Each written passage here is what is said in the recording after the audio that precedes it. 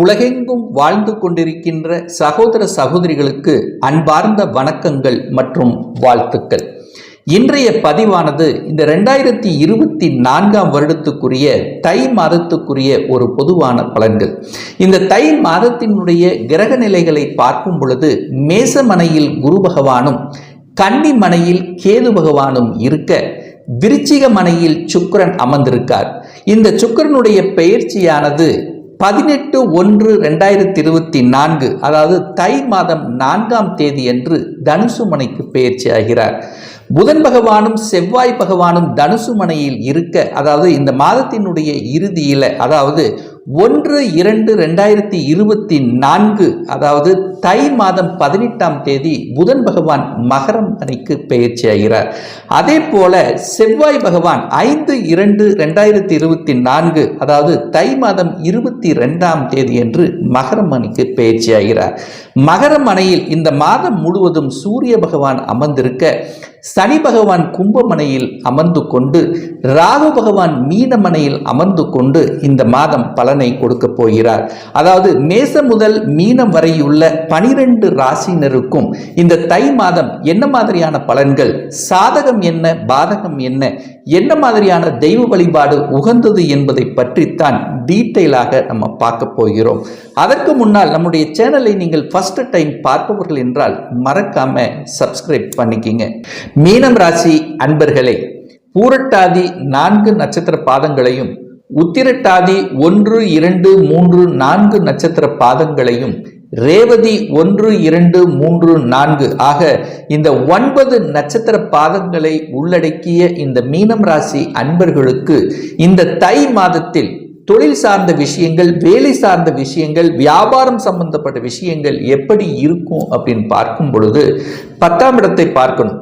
அந்த 10ஆம் இடத்தின் அதிபதியாக இருக்கக்கூடிய குரு பகவான் தனஸ்தானத்தில் அமர்ந்து கொண்டு தனது 9ஆம் பார்வையாக அந்த 10ஆம் இடத்தையே பார்க்கின்ற காரணத்தால தொழில், வேலை, வியாபாரம் சார்ந்த விஷயத்தில் நல்ல மாற்றத்தையும் அனுகூலத்தை பெறக்கூடிய ஒரு அற்புதமான ஒரு மாதம் அப்படின்னு சொல்லலாம்.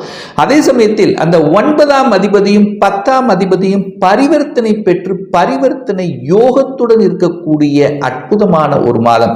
அதாவது 9ஆம் அதிபதி என்று சொல்லக்கூடிய செவ்வாய் பகவான் 10ஆம் இடத்தில் அமர்ந்து கொண்டும், அந்த 10ஆம் இடத்து அதிபதியாக இருக்கக்கூடிய குரு பகவான் 2ஆம் இடத்தில் இருக்கார். அப்போ குருவும் செவ்வாயும் பரிவர்த்தனை பெற்று பரிவர்த்தனை யோகத்துடன் இருக்கக்கூடிய இந்த மாதம் தொழில் சார்ந்த விஷயத்தில் ஒரு நல்ல லாபத்தையும் அதன் மூலமாக புகழையும் கௌரவத்தையும் கொடுக்கக்கூடிய அமைப்பு, ஒரு சில சமூக பணிகளில் ஈடுபடக்கூடிய தன்மை இருக்கும். அந்த சமூக பணியில் இருக்கக்கூடிய இந்த மீனராசி என்பர்களுக்கு இந்த மாதம் நீங்கள் செய்த காரியத்தின் பலனாக புகழையும் கௌரவத்தையும் அந்தஸ்தையும் கொடுக்கக்கூடிய தன்மைகள் சிறப்பாக இருக்கிறது.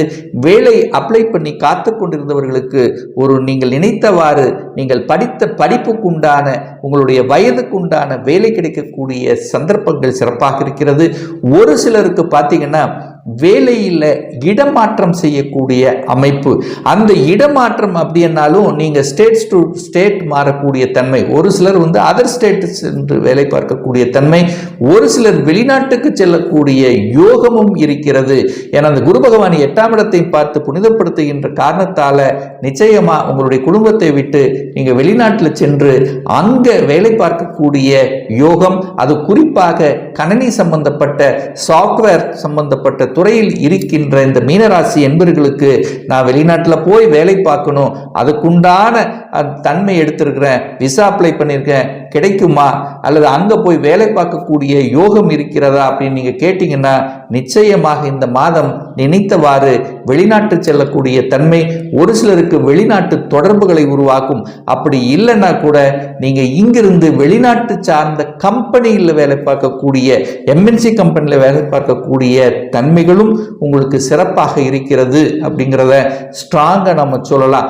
அதே சமயத்தில் பார்த்தீங்கன்னா இந்த 6க்குரியவன் என்று சொல்லக்கூடிய இந்த சூரியன் தனக்கு 6ல போய் உட்கார்ந்திருக்கார், 11ஆம் இடத்தில் இருக்கார். அப்போ ஒரு சிலருக்கு கடனை வாங்கி அந்த கடனின் மூலமாக லாபத்தை பெறக்கூடிய தன்மைகள் இருக்கு. எதிர்ப்பாளர்கள் விலகக்கூடிய தன்மை, இதுவரைக்கும் உங்களுக்கு எதிர்ப்பை கொடுத்து கொண்டு தொல்லைகள் கொடுத்து கொண்டிருந்தவர் இந்த மாதம் அந்த தொல்லையிலிருந்து விடுதலை, அதாவது உங்களுக்கு யாரெல்லாம் தொல்லை கொடுத்து கொண்டிருந்தார்களோ, உபத்திரம் செய்து கொண்டிருந்தார்களோ, அவர்கள் உங்களை விட்டு விலகக்கூடிய தன்மைகள் சிறப்பா இருக்கு. ஒரு சிலருக்கு எதிரியாக இருக்கின்றவர்கள் கூட இந்த மாதம் நண்பர்களாக மாறக்கூடிய வாய்ப்புகள், புதிய நண்பர்கள் கிடைக்கக்கூடிய தன்மைகள், கடனை அடைக்கக்கூடிய தன்மைகள், இதெல்லாமே இந்த மாதம் உங்களுக்கு சிறப்பாக இருக்கிறது அப்படின்னு சொல்லணும். 2ஆம் இடத்துல குரு இருக்கிறதுனால தனம் நிச்சயமாக பெருகக்கூடிய தன்மை, தனத்தை கொடுப்பார் அந்த குரு பகவான். 12ஆம் இடத்தில் சனி இருக்கார், அப்ப விரயத்தை ஏற்படுத்துவார். பணம் இருந்தா தான் நம்ம செலவு செய்ய முடியும். அப்ப நிச்சயமாக தன லாபங்கள் பெருகக்கூடிய வாய்ப்புகள், அதற்கு தகுந்த மாதிரி செலவுகளும் உங்களுக்கு இருக்கும். அந்த செலவுகளை சுப செலவுகளாக கன்வெர்ட் பண்ணிக்கிறது புத்திசாலித்தனம் இந்த காலகட்டம் மீனம் ராசி அன்பர்களுக்கு. ஏன் சொல்றேன்னா, 4ஆம் இடம் என்பது சுகஸ்தானம் அல்லவா?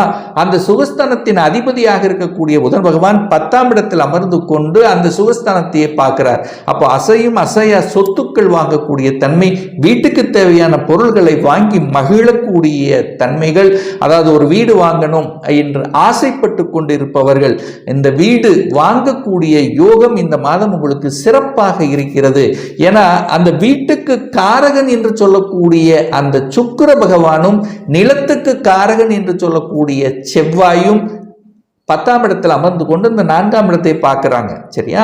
அப்போ நிச்சயமாக நினைத்தவாறு ஒரு விவசாய நிலம் வாங்கக்கூடிய யோகங்கள், அல்லது இடம் வாங்கக்கூடிய யோகங்கள், வீட்டு மனை வாங்கக்கூடிய யோகங்கள், வீட்டை ஆல்டர் பண்ணக்கூடிய தன்மை, அல்லது புதிதாக கட்டின வீட்டை வாங்கக்கூடிய தன்மைகள், இப்படி வீடு சம்பந்தப்பட்ட அனைத்து முயற்சிகளும் நீங்கள் இந்த மாதம் எடுப்பதற்கு சிறப்பாக இருக்கும். அதே சமயத்தில் வாகனம் வாங்குவதற்கு, இதுவரைக்கும் நான் 2 வீலர்ல வச்சுட்டு இருக்கேன், ஒரு 4 வீலர் வாங்கணும் என்கின்றது என்னுடைய கனவு நிறைவேறுமானா நிச்சயமா வாங்கக்கூடிய தன்மை இந்த மாதம் உங்களுக்கு சிறப்பாக இருக்கிறது அப்படின்னு சொல்லணும். ஒரு சிலர் பார்த்தீங்கன்னா தன்னுடைய குடும்பத்தை விட்டு வெளியில் இருந்தவர்கள் எல்லாம் குடும்பத்தோடு ஒன்று சேர்ந்து இருக்கக்கூடிய தன்மைகள்.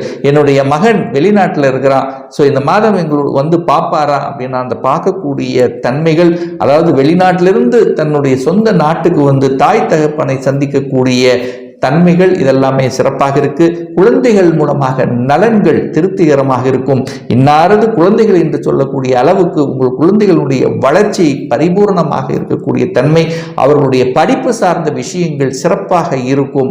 புதிதாக கல்வி கற்றல், புதிய கோர்ஸ் எடுத்து படிப்பது, அல்லது இப்போ ஒரு +2 படித்துக் கொண்டிருக்கிறார்கள், 10th படித்துக் கொண்டிருக்கிறார்கள், நல்ல மார்க் வாங்குவாங்களா அப்படின்னு கேட்டால் படிப்பதற்கு உகந்த மாதமாக அமைகிறது.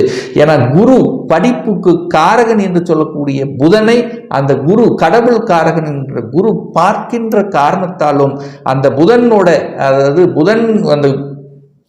புதனும் குருவும் நல்லா இருக்கிறதுனால படிப்புக்கு நீங்க பயப்பட வேண்டிய அவசியம் எதுவுமே கிடையாது.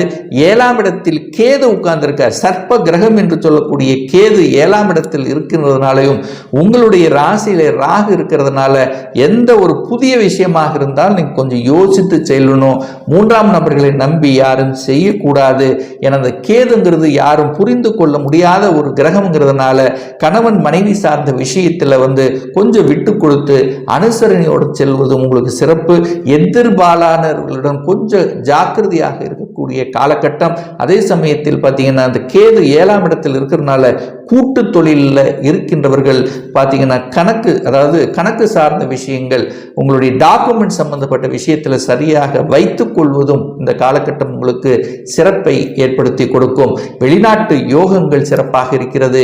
குரு பார்க்கறதுனால ரொம்ப நாளா ஒரு வழக்கு சந்தித்து கொண்டு இருக்கிறேன், ஒரு பிரச்சனையாகவே இருக்கிறது, தீர்வதற்கு வழி இருக்கா? ஆனா நிச்சயமா பேச்சுவார்த்தையின் மூலமாக தீர்வதற்கான சந்தர்ப்பங்களை உருவாக்கும். அதாவது பெரிய மனிதர்களுடைய துணையோடு இந்த காலகட்டம் உங்களுக்கு பேச்சின் மூலமாக தீர்வதற்கான, அதாவது ஒரு பாக பிரிவினை சம்பந்தப்பட்ட விஷயங்கள், அண்ணா அக்கா தங்கச்சி சம்பந்தப்பட்ட சின்ன சின்ன பிரச்சனைகள் எல்லாம் தீர்வதற்கு இந்த காலகட்டம் உங்களுக்கு சிறப்பாக இருக்கிறது.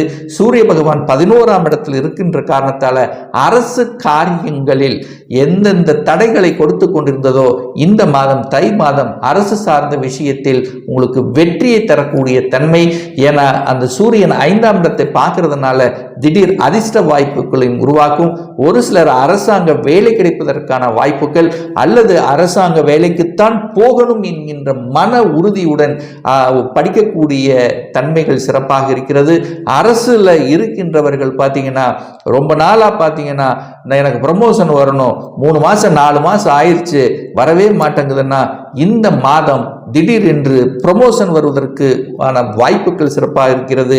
அரசியல் சார்ந்த துறையில் இருப்பவர்களுக்கு புதிய பதவிகள் கிடைக்கக்கூடிய தன்மையும் உங்களுக்கு ஒரு அங்கீகாரம் கொடுக்கக்கூடிய வாய்ப்புகளையும் சந்தர்ப்பங்கள் இந்த மாதம் உங்களுக்கு சிறப்பாக இருக்கிறதுன்னு சொல்லணும். அதே சமயத்தில் சுக்கிரன் கலை சம்பந்தப்பட்ட துறையில் இருக்கின்ற இந்த மீனராசி என்பர்கள் புதிய ஒப்பந்தங்கள் கிடைக்கக்கூடிய தன்மையும், கலைத்துறையினால அதாவது ஒரு தயாரிப்பாளராக இருக்கலாம் அல்லது நடிகராக இருக்கலாம், ஸோ யாராக இருந்தாலும் இந்த மாதம் கலை சார்ந்த துறையில் இருப்பவர்கள் அல்லது அழகு சம்பந்தப்பட்ட துறையில் இருக்கின்றவர்களுக்கு புதிய உத்வேகத்துடன், அதாவது என்ன சொல்றது, ஒரு தைரிய வீரியத்துடன் செயல்பட்டு ஒரு சிறப்பாக இருக்கக்கூடிய ஒரு காலகட்டமாக உங்களுக்கு அமையும்.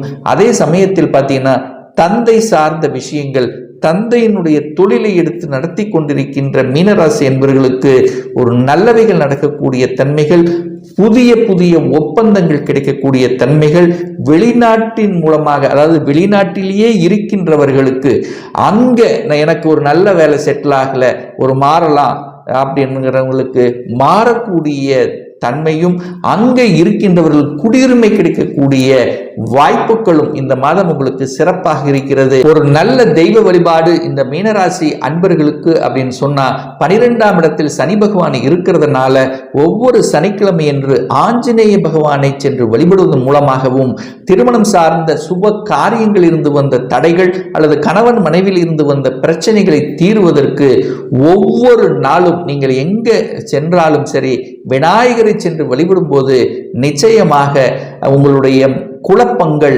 அந்த விரயங்கள், குடும்பத்தில் இருந்த பிரச்சனைகள் தீருங்கிறதுல எந்தவித மாற்று கருத்தும் கிடையாது. ஒரு துல்லிய பலன் வேண்டும், அதாவது ஒரு சொந்த தொழிலை செய்யணும் அப்படின்னு நினைக்கிறேன், அதற்குண்டான விதி கொடுப்பினை நம்மளுடைய ஜாதகத்தில் இருக்கா? அப்படி இருக்கக்கூடிய பட்சத்தில் எப்போ நம்ம சொந்த தொழிலை செய்யலாம், எப்போ நம்ம வீடு கட்டலாம், எப்போ நமக்கு திருமணம் நடக்கும், எப்போ நமக்கு ஒரு இடமாற்றம் ப்ரமோஷன் கிடைக்கும், எப்போ நமக்கு குழந்தை பாக்கியம் கிடைக்கும், இது போன்ற கேள்விகளுக்கு ஒரு துல்லிய விடை தெரியணும், அதாவது ஒரு பர்சனல் கன்சல்டேஷன் எடுத்துக்கணும் என்று ஆசைப்படுபவர்கள் டிஸ்பிளே தெரியக்கூடிய நம்பருக்கு வாட்ஸ்அப் மூலியமாகவோ ஃபோன் கால் மூலியமாகவோ தொடர்பு கொண்டு அப்பாயின்மெண்ட் பெற்றுக்கொண்டு கன்சல்டேஷன் எடுத்துக்கலாம். இந்த பதிவு நிச்சயமாக உங்களுக்கு ஏதாவது ஒரு ரூபத்தில் யூஸ்ஃபுல்லாக இருக்குங்கிறதுல எந்தவித மாற்று கருத்தும் கிடையாது. நம்ம சேனலை ஃபர்ஸ்ட் டைம் நீங்கள் பார்ப்பவர்கள் என்றால் மறக்காம சப்ஸ்கிரைப் பண்ணிக்கிங்க. பக்கத்தில் இருக்கின்ற பெல் பட்டன் மற்றும் ஆல் நோட்டிஃபிகேஷனை கிளிக் பண்ணும்போது நான் போடக்கூடிய அடுத்தடுத்த பதிவுகள் உங்களுடைய நோட்டிஃபிகேஷனில் வந்து சேரும். மீண்டும் அடுத்த பதிவில் உங்களை சந்திக்கும் வரை உங்களிடமிருந்து விடைபெறுவது உங்களுடைய அஸ்ட்ராலஜர் டாக்டர் சதீஷ்.